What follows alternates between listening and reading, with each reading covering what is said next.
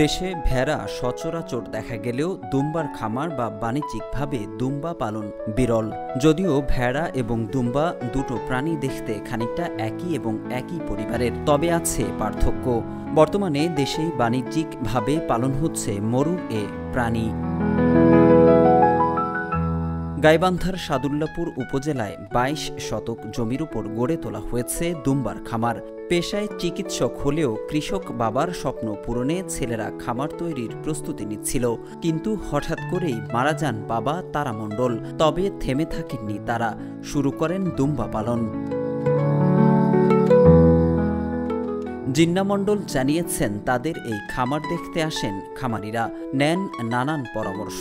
তিনি আরও জানিয়েছেন, ভারতের রাজস্থান থেকে ৮ লাখ টাকা খরচে আনা হয় বাচ্চা দুম্বা। কিছুদিন আগেই খামারে এসেছে নতুন শিশু।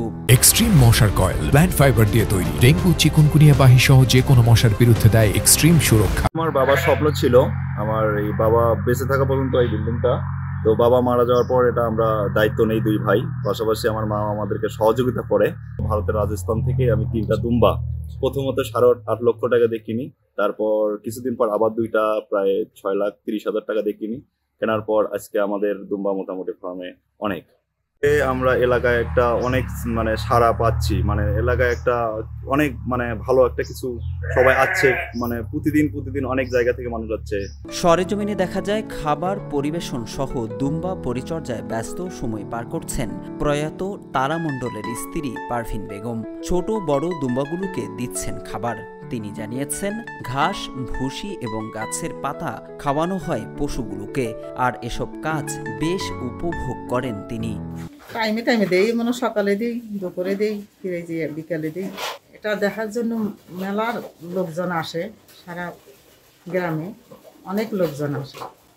সন্ধ্যে বিকেলে এত সুন্দর, আমার ভালো লাগে, খাবার দিকে আমার ভালো লাগে। ঘাস খায়, ভুসি দিয়ে পানি খাওয়াই, খড়কাটা খিলাই, ভুসি দিয়ে এলাই খায়।